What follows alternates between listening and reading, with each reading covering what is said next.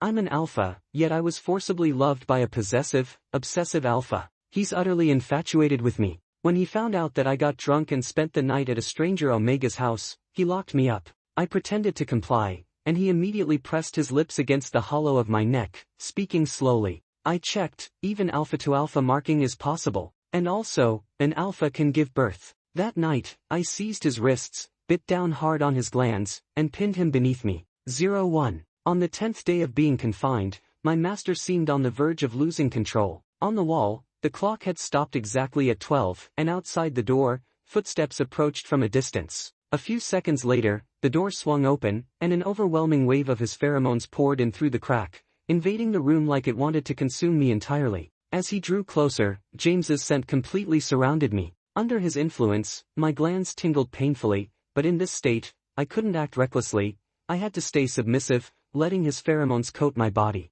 James wore only a tank top, his broad shoulders and narrow waist drawing more attention than the meal he held in his hands. William. James sat down beside me, his normally calm eyes now a mix of obsession and burning desire, impossible to ignore. Perhaps because it wasn't long since his last meal, the first thing he did after sitting was bury his face near my collarbone, inhaling softly, his gaze lingering over my exposed skin. His fingers trailed from my knees upward, his scent radiating raw longing. It wouldn't be strange for James, as an alpha, to react this way. What was strange was that I was an alpha too. Under my gaze, James's face flushed slightly, and he awkwardly rubbed at the hair near his temples. I asked, James, why do you like me? Because you're special, William. James leaned in, brushing against my shoulder. You know, I'm an alpha, just like you. So what? I replied. James's tone wavered, his eyes clouded with emotions he couldn't express. He kissed the hollow of my neck, speaking slowly again. I checked, even alpha to alpha marking is possible. His gaze slid down to my abdomen,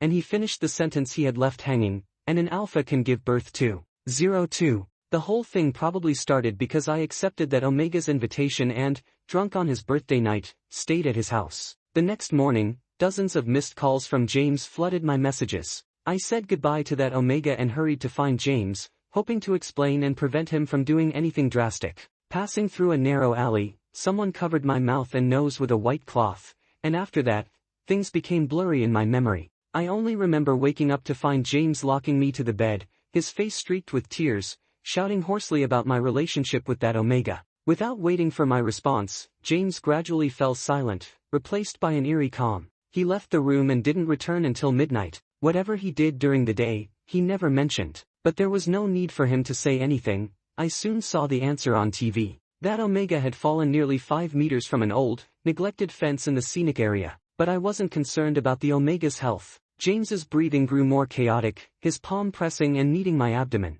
I had no idea what he had injected me with, but my body felt weak. I couldn't even clench a fist. I could only let James manipulate me. When an alpha is in heat, the gestational sac atrophies, making pregnancy extremely difficult. Successful alpha births are incredibly rare worldwide, but rare isn't impossible. I let out a low hum, and my body shivered in response. 03. As he said this, James's Adam's apple bobbed. He lowered his gaze, hiding the surge of desire in his eyes. But don't be afraid, William. I won't force you. We'll try it only after you agree to be with me. I lowered my eyes and didn't answer. After a moment, he lifted his head again with effort, his breath slightly uneven. Before we eat, let's go wash our hands, alright? The first time I met James was at the opening ceremony of our first year of high school. He stood at the very back of the crowd. Even amid the noise and excitement, he kept his head down, staring at his worn-out cloth shoes, looking like nothing in the world interested him. He rarely spoke, avoided conversation, his slightly long hair messy, always choosing the last seat in class. Plenty of students treated him as a target for ridicule, using him to feel superior in ways they couldn't elsewhere. Over time, James became the special playmate of certain students whom the teachers called mischievous. Getting dirty water dumped on him, scribbles defacing his desk, his few pens and pencils deliberately broken, even being dragged to the storage room on the playground to be mocked, these were normal occurrences. James had no parents, no money, no one to stand up for him. The teachers couldn't be bothered, and so those kids grew even crueler. I couldn't stand it anymore. I stopped a few students who were about to drag him into the bathroom and pulled James out of their hands. From that day on, I would sometimes get close to James, sharing my lunch and my stationery, even choosing my seat next to his. From then on, James started clinging to me. At first, I saw him as nothing more than a slightly clingy friend. But later, his possessiveness became obvious. He held a deep hostility toward anyone who tried to get close to me. After he differentiated into an alpha, this became even worse, interfering with my interactions with others. Even when I scolded him sharply, he would just put on a wounded expression and come over to apologize. I thought this would end after graduation, but James somehow found out which university and major I'd applied to, and got into the exact same one, even ending up in the same class and dorm room. When I questioned him, James gave no explanation. He simply moved close, affectionately taking my luggage from my hands. "William, maybe this is fate." I looked at that strikingly handsome, gentle face. In that moment, he treated me like a beloved partner, his actions soft, his voice gentle. But I had more than once seen the flash of ruthless malice in James's eyes when he looked at my admirers. 04. After lunch, James climbed onto the bed and kissed my cheek again and again. He seemed obsessed with leaving his pheromones on me, satisfying his need to possess me. By 2 in the afternoon, James finally got up, carrying the dirty plates out of the room. My thoughts drifted back to what James had said at lunch. An alpha can give birth. James's father was an alcoholic. The family survived only on his mother's efforts. Every time his father came home drunk, he would tear the house apart looking for the tuition money she'd saved, and James's mother would inevitably be beaten. She had had chances to leave, but she couldn't abandon young James, so she stayed trapped in that hell for 7 years. Finally, when James was 8, she couldn't endure any longer. She dragged her battered body and pushed James's father out of a 10th-floor window. From what I knew of James, he couldn't share me with anyone. But because of his childhood, James believed that a child was the only rope that could bind the two of us tightly together. Considering his personality, for him to make such a decision, to even allow the possibility of a child, was an unbelievable compromise. A few images flashed through my mind. I licked my lips unconsciously. By my calculation, it had been about 2 weeks before the start of the semester that James brought me here. My parents had been working abroad for years, too busy to pay much attention to my life. Because of James, I had few friends. Almost no one would notice my disappearance. If James wanted, I might not be found for a long time. That night, James grabbed my wrist and pushed a dose of medication into my body. The drug took effect quickly, the strength I'd regained drained away. Even when James removed the shackles from my limbs,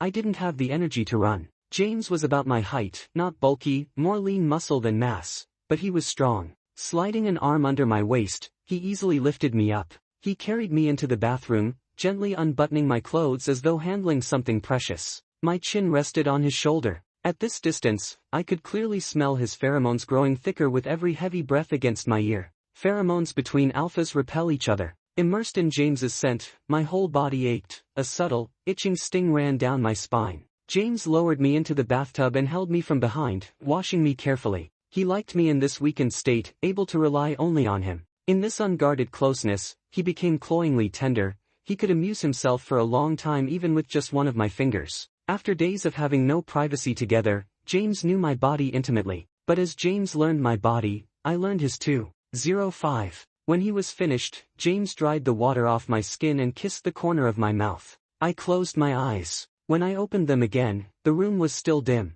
Maybe I'd been in this closed room for too long. My mood had turned restless, my eyes darting repeatedly to the shut door. But for hours afterward, James didn't open it. I remembered again James's words, "An alpha can give birth." I licked my lips, thought for a moment, then rattled the chains at my feet to make some noise, drawing James in. He must have been washing something. His hands were wet. Along with the smell of his pheromones came a faint trace of soap. He approached me and crouched by the bed. "What's wrong? Do you need the bathroom?" I shook my head. "James, I've thought it through. I'll be with you." James froze for a second, then suddenly wrapped me in his arms. His strength was so great it made it hard to breathe. Realizing it, James quickly loosened his hold, but didn't pull back. We stayed pressed together. "Sorry, I just got too excited." I shook my head, rubbing lightly against him, the corners of my eyes curving where he couldn't see. "Today's our first day together. I don't want to stay in this room, and I don't want to take that drug. I want to go to your room and stay with you."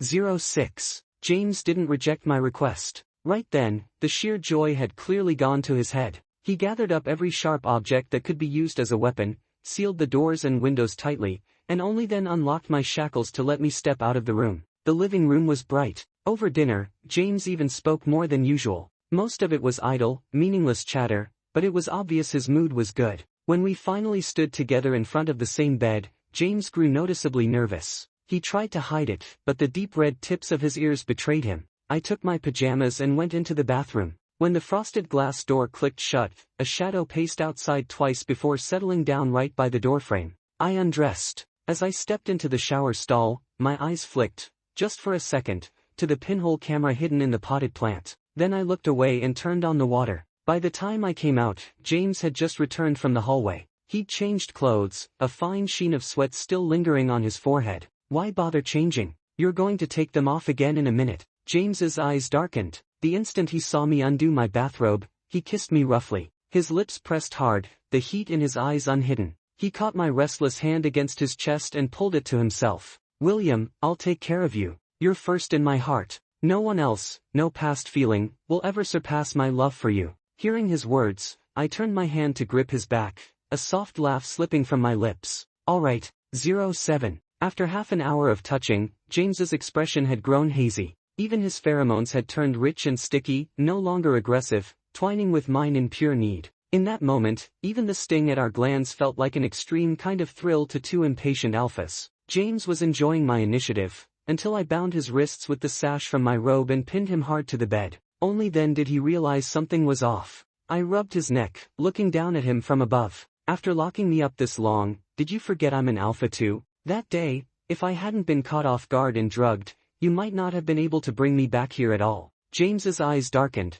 He tried to pull free. I wasn't ready for his sudden lunge. His raised body hit my jaw, my tongue pressed against my aching teeth. My grip tightened, my knee braced against his abdomen. Seeing the thin smear of blood at my lip, James froze. William, does it hurt? I'm sorry, I didn't mean it. Let me put some medicine on you, alright? When I didn't respond, his emotions grew unstable. Even his pheromones slipped out of control. William, what are you doing? Are you leaving? Don't go. Don't go. Don't even think of leaving. William, you won't get away. Looking at his reddened eyes, I gave a low laugh and reached for the bottle on the bedside table. Who said I was leaving? Didn't I already agree to be with you? With one hand, I stripped away the last piece of clothing from his body. James, if you want to mark an alpha, you'd better be ready to be marked yourself. 08. James's face changed, jaw clenched, sweat beading across his forehead. Clearly, he had never expected things to turn out this way. I licked the corner of my mouth.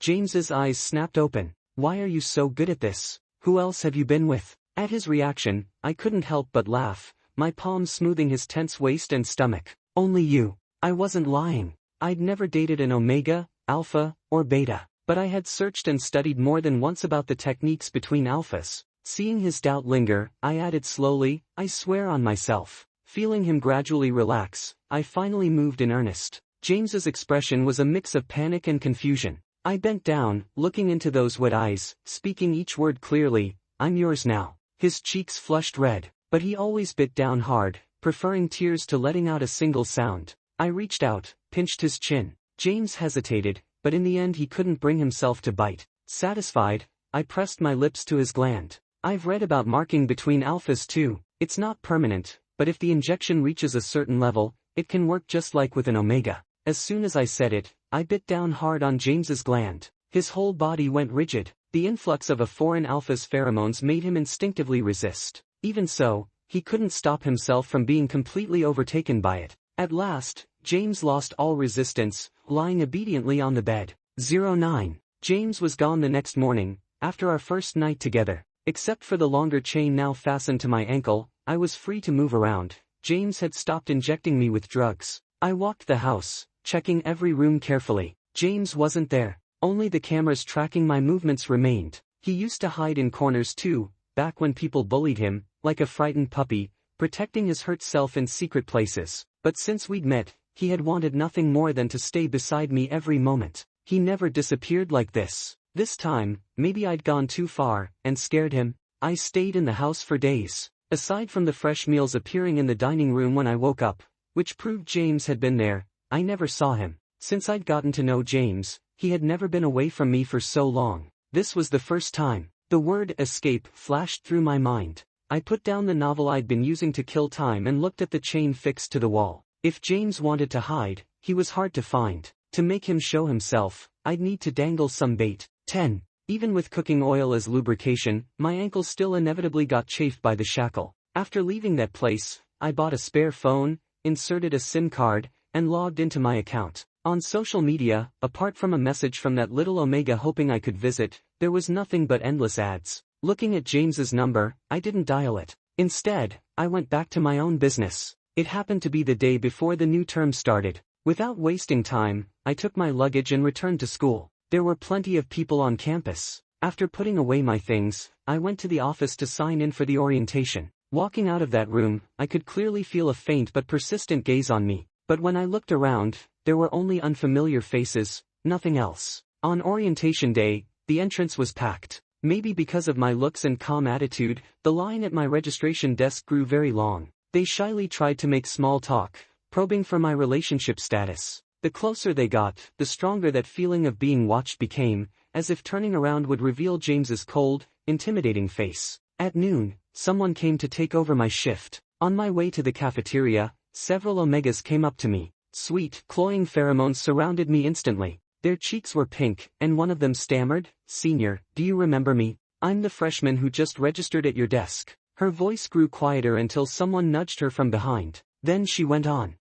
May I ask if you're single? If you are, could we exchange contacts?" I smiled and reached into my pocket for my phone. Before the word yes could even leave my lips, someone stepped in between us. "No." James's expression was ice cold, his gaze openly hostile as he looked at them. "He's not single." 11. The little Omegas apologized and ran off without looking back. Watching their retreating figures, I clicked my tongue in mild regret. James's expression darkened. He grabbed my arm and dragged me into the nearest restroom. The stall was cramped. With two alphas inside, space was tight, forcing my left leg to step between James's feet. I looked at him and took the initiative. "How did it feel that day?" James froze slightly. "I felt pretty good, soft, warm." "And you?" James's cheeks flushed. Realizing what I meant, he quickly reacted, gripping the back of my neck and pressing me into his chest. "Why did you sneak off? Who were those people just now?" His voice trembled as he spoke, his fingers shaking on my neck. I smiled faintly,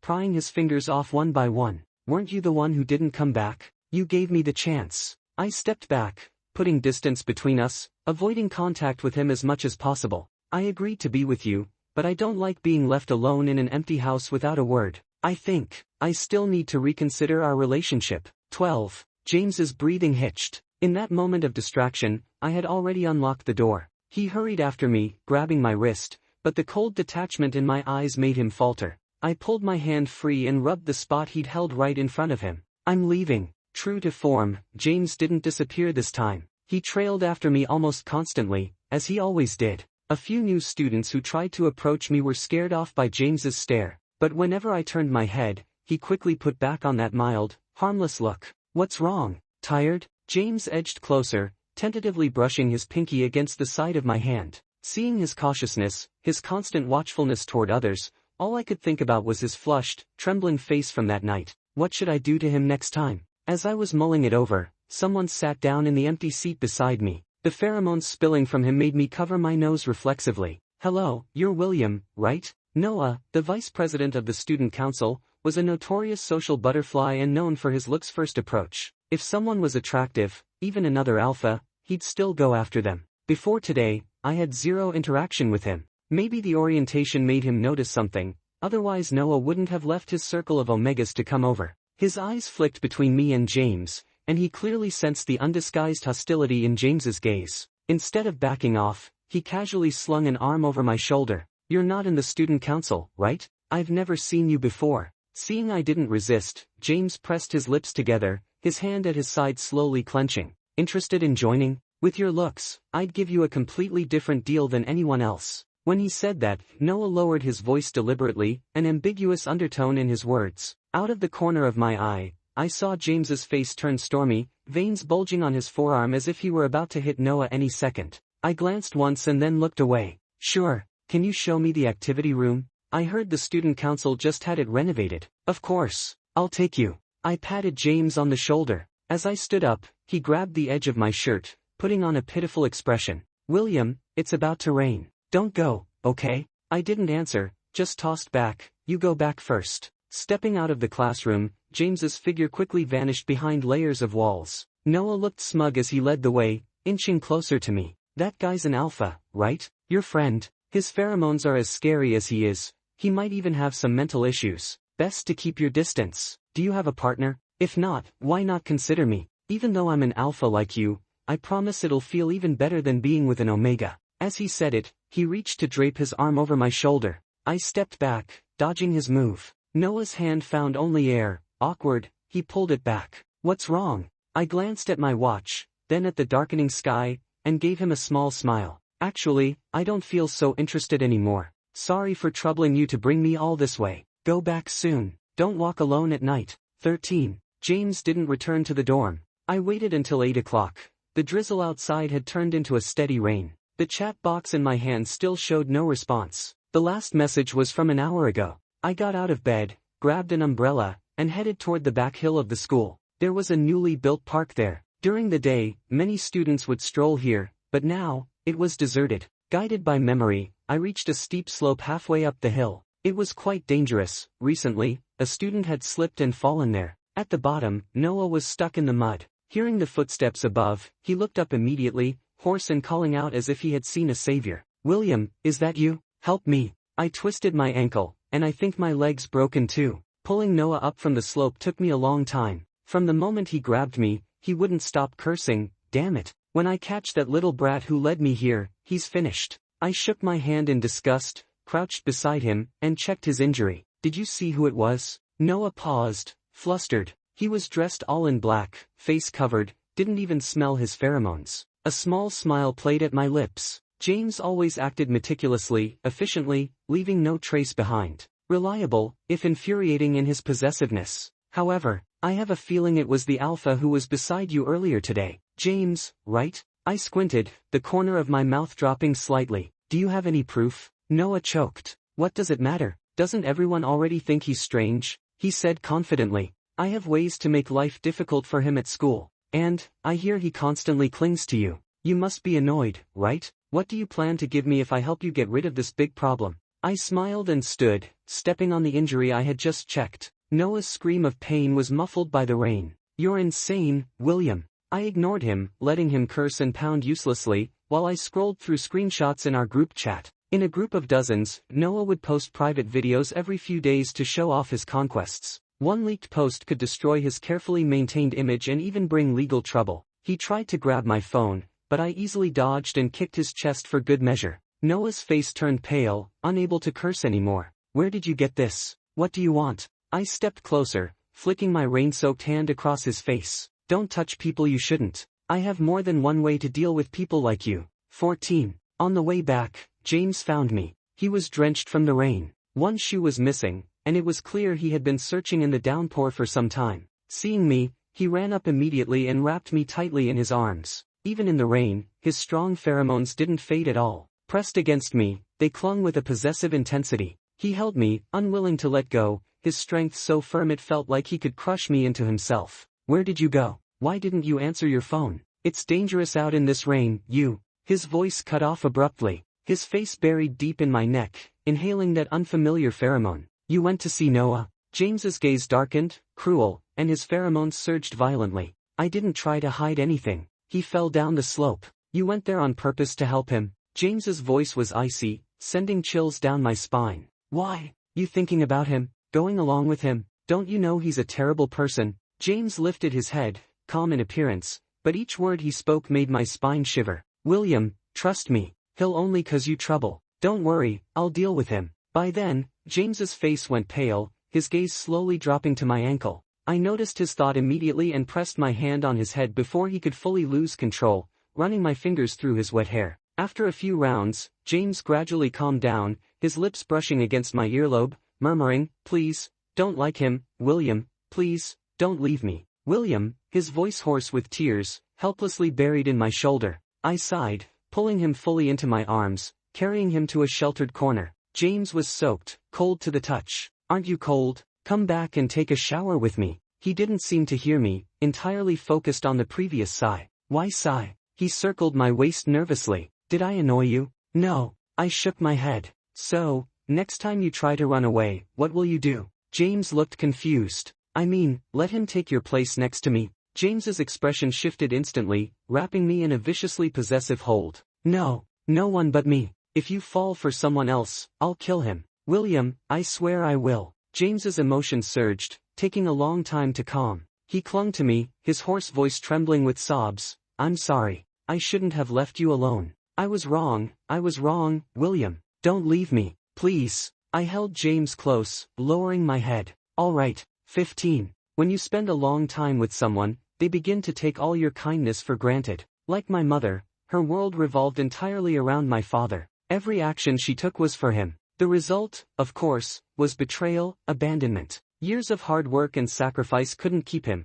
Constant complaints and bringing up the past only made him despise her more. Father tossed us into that cold, lifeless house without a second glance, standing beside another Omega, leaving only the huge monthly alimony as a trace of care. After he left, Mother quickly threw herself into another Alpha's arms. In the end, all that remained was me. I wanted someone who would stay by my side forever. Someone loyal, passionate, who would see only me in their eyes. James was the best choice. And in the process of taming him, the most crucial step was the abandonment effect. Briefly leaving and then returning to the owner creates a sense of insecurity and dependence that can even border on obsessive possessiveness. That was the result I wanted. Even as an alpha, James could cry endlessly like an omega, sobbing until he was breathless. It made me ache to watch. I grabbed his neck, forcing him to tilt his head back, teasing my lips along the curve of his open mouth. Gradually, his face flushed from the lack of oxygen, but he made no effort to pull away, clinging to that warmth. When we separated, James gasped for air,